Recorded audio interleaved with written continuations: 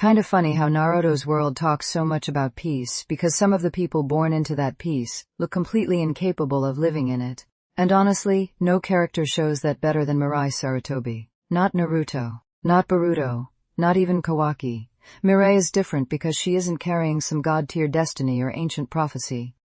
She's the daughter of two shinobi who were completely human, Kurenai Yuhi and Asuma Sarutobi. Two ninja, who spent their entire lives pushing themselves to the absolute limit of what ordinary people could become in a world increasingly dominated by bloodlines, monsters, and inherited power. And that matters, because Mirai grows up surrounded by the consequences of that reality.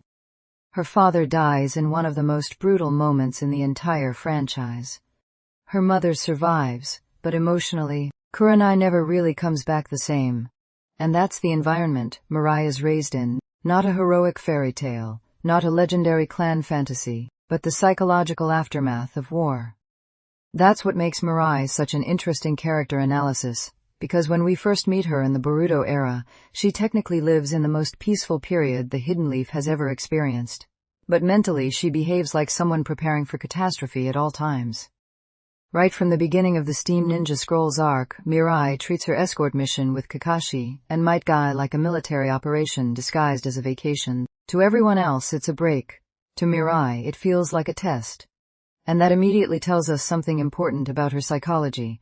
Mirai associates usefulness with survival. If a mission is low stakes, then in her mind, that means she's being underestimated. Her brain literally cannot process peace as something stable. She was raised by survivors of a violent era, and because of that, her instincts are permanently calibrated toward danger. That's why she immediately becomes hypervigilant. Every stranger feels suspicious. Every location feels unsafe. Every situation feels like hidden danger waiting to reveal itself. And the interesting part is that none of this comes from arrogance. It comes from anxiety. Mirai genuinely doesn't know how to emotionally exist in a world where constant tension isn't necessary anymore. And once you notice that, her entire behavior throughout the arc changes. Even during the cat and dog conflict, she approaches a completely ridiculous civilian dispute with the mindset of a battlefield tactician. Her responses are overly rigid, overly serious, and overly controlled because she only understands conflict through a shinobi framework. Peace feels disorganized to her. Civilian life feels irrational. She's trying to force military structure onto ordinary human problems, because structure is the only thing that makes her feel emotionally secure. And honestly, a lot of that probably comes from Kurenai. Because when you really think about it, Mirai was raised by someone whose entire worldview had already been shattered before she was even born. Kurenai spent her life mastering genjutsu, psychological warfare, perception control, emotional manipulation, only to encounter Itachi, and realize that her greatest strength meant absolutely nothing against overwhelming inherited power. Then Asuma dies. And suddenly Kurenai goes from elite Jonin commander to isolated widow and single mother almost overnight.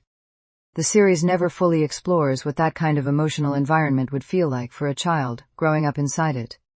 But Mirai unintentionally reveals it constantly. She behaves like someone raised around unresolved grief. Not openly traumatized. Not emotionally broken. But quietly conditioned by loss. That's why her emotional response to uncertainty is control. When Might Guy starts talking about ghosts and supernatural phenomena at the haunted inn, Mirai immediately defaults to logic, investigation, and tactical reasoning. She refuses to emotionally engage with the unknown, because uncertainty makes her uncomfortable. Her mind instantly reframes everything as, find the trick, find the illusion, find the hidden enemy. Which makes perfect sense for the daughter of a genjutsu specialist. But episode 109 is where her character becomes genuinely fascinating. Because for the first time Mirai runs into a problem she cannot solve through discipline alone. The boulder blocking the village road completely destroys her normal mindset. She attacks it directly with wind-style combat techniques expecting effort and training to overcome the obstacle. And when it doesn't work, Mirai experiences something she almost never allows herself to feel. Helplessness. Not because she's weak, but because she's human. That moment matters so much, because Mirai comes from a bloodline of ordinary shinobi, trying to survive in a world of superhuman escalation. She inherited discipline, intelligence, and combat skill, but not overwhelming power.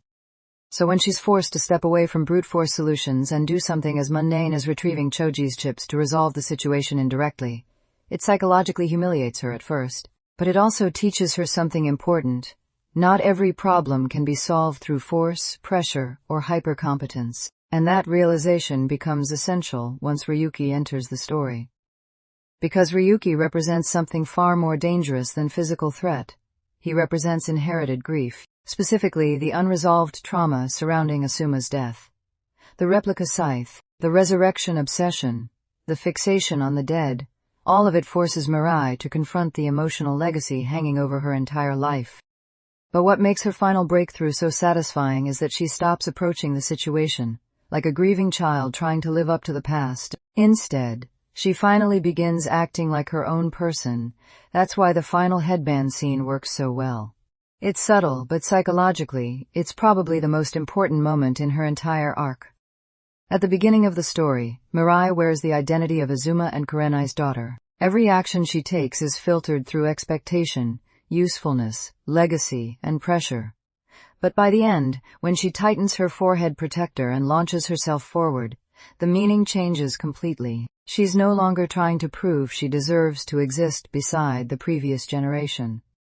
She's no longer carrying herself like someone emotionally trapped in the aftermath of war. For the first time, Mirai genuinely looks free. Not free from responsibility, not free from legacy, but free from the fear of being defined by it. And honestly, that's why I think Mirai Sarutobi is one of the most underrated character studies in the entire Boruto era. Because beneath all the comedy, hot springs, and side mission energy, the Steam Ninja Scrolls arc is really about a girl learning how to emotionally survive in a peaceful world she was never psychologically prepared for. And by the end of it, she finally stops living like the child of tragedy and starts living like herself.